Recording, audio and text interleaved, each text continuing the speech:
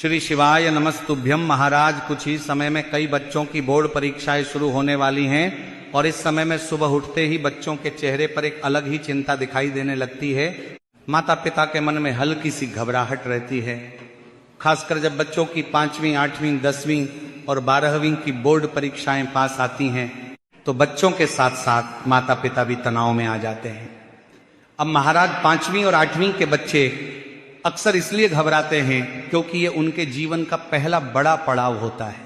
उन्हें लगता है कि अब पढ़ाई बहुत कठिन हो गई है, अब उनसे ज्यादा उम्मीदें रखी जा रही हैं।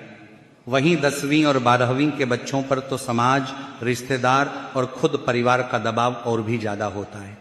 कोई कहता है 10वीं से भविष्य तय होता है, कोई कहता है 12वीं में अच्छे नंबर नहीं आए तो आगे रास्ता मुश्किल हो जाएगा। ऐसे में बच्चे चाहकर भी शांत नहीं रह पाते हैं। लेकिन महाराज, एक बात हमें हमेशा याद रखनी चाहिए कि परीक्षा केवल ज्ञान की परीक्षा होती है, व्यक्ति की कीमत तय करने का पैमाना नहीं होती है। फिर भी मनुष्य का स्वभाव है, वह डरता है, सोचता है, परेशान होता है। खासकर बच्चे जिनका मन बहुत कोमल होता है वे छोटी छोटी बातों को भी बहुत बड़ा बना लेते हैं। कई बच्चे तो रात रात भर ठीक से सो भी नहीं पाते, किताब सामने होती है लेकिन मन कहीं और भटकता रहता है। ऐसे समय में मेहनत के साथ साथ मन को शांत रखना बहुत जरूरी होता है। पढ़ाई जितनी जरूरी है उतना ही जरूरी है आत्मविश्वास। और आत्मविश्वास तब आता है जब मन में भरोसा हो, जब अंदर से यह आवाज आए कि मैंने अपनी पूरी कोशिश की है। इसीलिए महाराज, आज हम ऐसे उपायों के बारे में जानेंगे जो विशेष रूप से ऐसे बच्चों के लिए होंगे जो किसी भी बोर्ड परीक्षा को देने वाले हैं। अब महाराज, यहां पर एक बात बहुत साफ समझनी चाहिए। कोई भी उपाय, कोई भी प्रार्थना, कोई भी पूजा तभी फल देती है जब उसके साथ मेहनत जुड़ी हो। अगर बच्चा बिल्कुल पढ़ाई न करे और सिर्फ उपाय के भरोसे परीक्षा देने चला जाए तो ऐसा नहीं है कि चमत्कार हो जाएगा। लेकिन अगर बच्चा मन लगाकर पढ़ाई कर रहा है, अपनी पूरी कोशिश कर रहा है और उसके साथ साथ ईश्वर से प्रार्थना भी कर रहा है तो उसका मन मजबूत होता है, डर कम होता है और वही मन उसे परीक्षा में अच्छा करने की शक्ति देता है। ऐसे में 5वीं और 8वीं के बच्चों के लिए सबसे बड़ी जरूरत होती है डर को दूर करना। उन्हें यह समझाना जरूरी होता है कि यह परीक्षा उनके जीवन का अंत नहीं है बल्कि एक सीख है। वहीं 10वीं और 12वीं के बच्चों के लिए तनाव थोड़ा अलग होता है। उन्हें भविष्य, करियर, कॉलेज, नौकरी जैसी चीजें परेशान करती हैं। ऐसे में भगवान शिव की भक्ति और उनसे जुड़ी साधारण प्रार्थनाएं बच्चों के मन को स्थिर करने में बहुत मदद करती हैं। और भगवान शिव को भोलेनाथ कहा जाता है। वे बहुत जल्दी प्रसन्न होने वाले देवता हैं। उन्हें दिखावे की पूजा नहीं चाहिए, उन्हें सच्चा मन चाहिए। जब कोई बच्चा सच्चे मन से उनसे प्रार्थना करता है तो उसका मन अपने आप हल्का हो जाता है। शिव भक्ति का सबसे बड़ा लाभ यही है कि मन शांत होता है और डर धीरे धीरे खत्म होने लगता है। अब महाराज, परीक्षा के समय बच्चों के मन में जो सबसे बड़ा सवाल होता है वह यह कि मुझे याद रहेगा या नहीं, पेपर में वही आएगा या नहीं जो मैंने पढ़ा है, अगर भूल गया तो क्या होगा। इन सभी सवालों का एक ही जवाब है, शांत मन, जो कि बिना मेहनत और प्रार्थना के नहीं रह पाता है। दोनों का संतुलन बहुत जरूरी है। अब महाराज, 5वीं और 8वीं के बच्चों के माता पिता को खास ध्यान रखना चाहिए कि वे बच्चों पर बहुत ज्यादा दबाव डालें।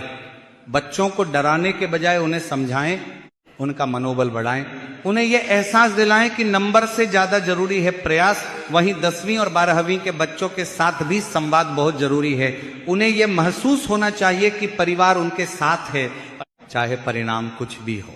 तो चलिए बात करते हैं सबसे पहले उपाय की। लेकिन उससे पहले यदि आपको यह जानकारी उचित लगे तो वीडियो को लाइक करें, चैनल को सब्सक्राइब जरूर करें और कमेंट में यह जरूर बताएं कि आप ये वीडियो भारत के किस राज्य या शहर से देख रहे हैं। तो महाराज, ये जो उपाय है यह बच्चों के मन को स्थिर करने, डर को कम करने और आत्मविश्वास बढ़ाने में मदद करता है।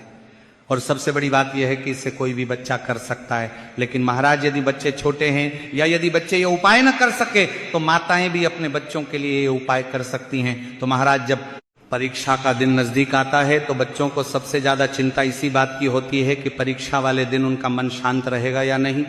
कई बार ऐसा होता है कि बच्चा घर पर पड़ा हुआ सब कुछ जानता है लेकिन परीक्षा हॉल में बैठते ही घबरा जाता है, हाथ पैर ठंडे पड़ जाते हैं, दिमाग सुन्न सा हो जाता है और जो चीजें अच्छे से आती थीं वही दिमाग से गायब होने लगती हैं। तो ऐसे समय में भगवान शिव से जुड़ा ये पहला उपाय बच्चों के मन को स्थिर करने में बहुत सहायक माना जाता है।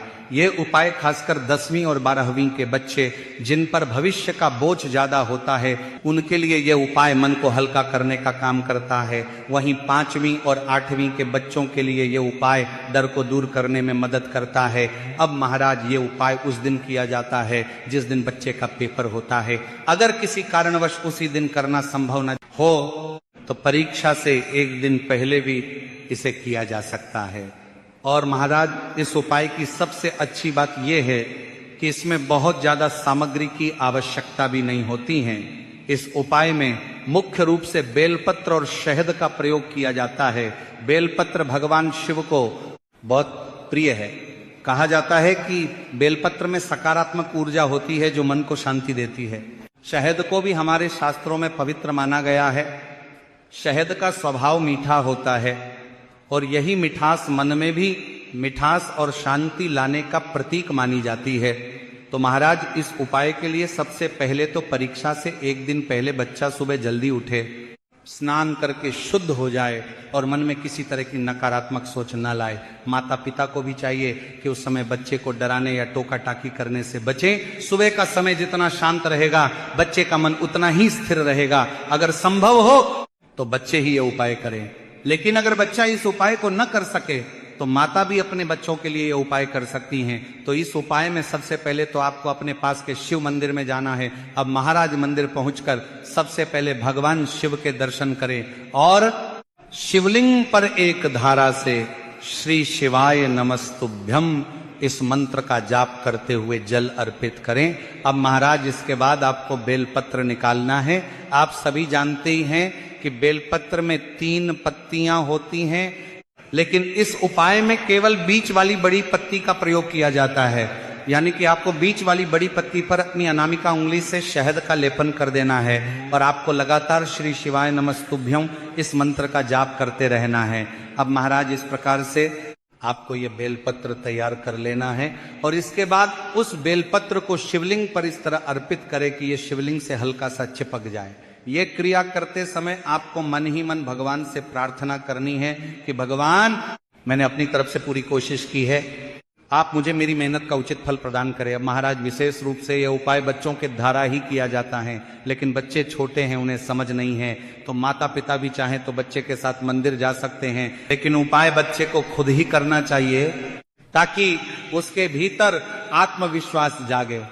महाराज इस उपाय का सबसे बड़ा लाभ यही है कि बच्चा परीक्षा देने जाते समय घबराया हुआ नहीं होता है, उसका मन शांत रहता है और वह प्रश्नों को समझकर उत्तर लिख पाता है। कई बार बच्चे कहते हैं कि उन्हें ऐसा महसूस हुआ जैसे भगवान खुद उन्हें सही उत्तर याद दिला रहे हों। वास्तव में यह उनके अपने मन की शक्ति होती है जो आस्था के कारण जाग जाती है। अब महाराज हम उस दूसरे उपाय की बात करते हैं जो खास तौर पर उन बच्चों के लिए है जो परीक्षा वाले दिन मंदिर नहीं जा पाते या जिनके पास समय बहुत कम होता है।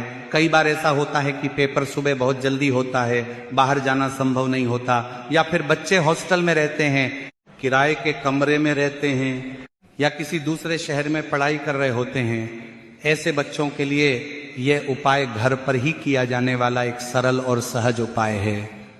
ये उपाय खास तौर पर बच्चों के डर और घबराहट को कम करने के लिए बताया जाता है। 5वीं और 8वीं के बच्चों में अक्सर ये देखा गया है कि वे परीक्षा से पहले बहुत ज्यादा डर जाते हैं। वहीं 10वीं और 12वीं के बच्चे डर के साथ साथ भविष्य की चिंता भी अपने मन में बैठा लेते हैं। ऐसे में यह उपाय मन को स्थिर करने में मदद करता है। अब महाराज इस उपाय में बहुत ज्यादा चीजों की जरूरत नहीं होती। इसमें सिर्फ 2 काली मिर्च का प्रयोग किया जाता है। काली मिर्च को हमारे यहाँ नकारात्मक ऊर्जा को दूर करने का प्रतीक माना जाता है। इस उपाय को परीक्षा वाले दिन ही करना होता है। बच्चा सुबह उठकर स्नान कर ले, साफ कपड़े पहन ले और अपने मन को शांत रखे। माता पिता को चाहिए कि उस समय बच्चे को जल्दबाजी या डांट फटकार से दूर रखें। सुबह का माहौल जितना शांत रहेगा बच्चा उतना ही बेहतर महसूस करेगा। अब बच्चे को अपने सीधे हाथ की हथेली में 2 काली मिर्च लेनी होती हैं। यह काम बच्चे को खुद करना चाहिए, कोई और व्यक्ति उसकी जगह यह उपाय न करे।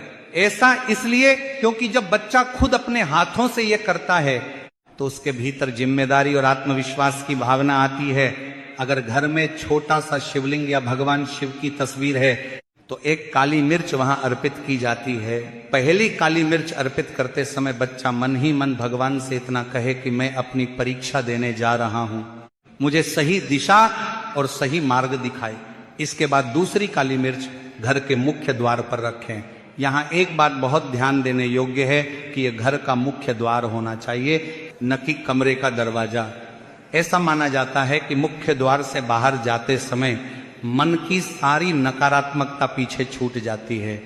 तो जब बच्चा घर से बाहर निकलता है तो पहला कदम सोच समझ कर रखता है। इस समय भगवान शिव का स्मरण किया जाता है या मन ही मन उनका नाम लिया जाता है। इसका अर्थ यह नहीं है कि कोई जटिल मंत्र बोलना जरूरी है, बल्कि बस इतना भाव होना चाहिए कि भगवान मेरे साथ है।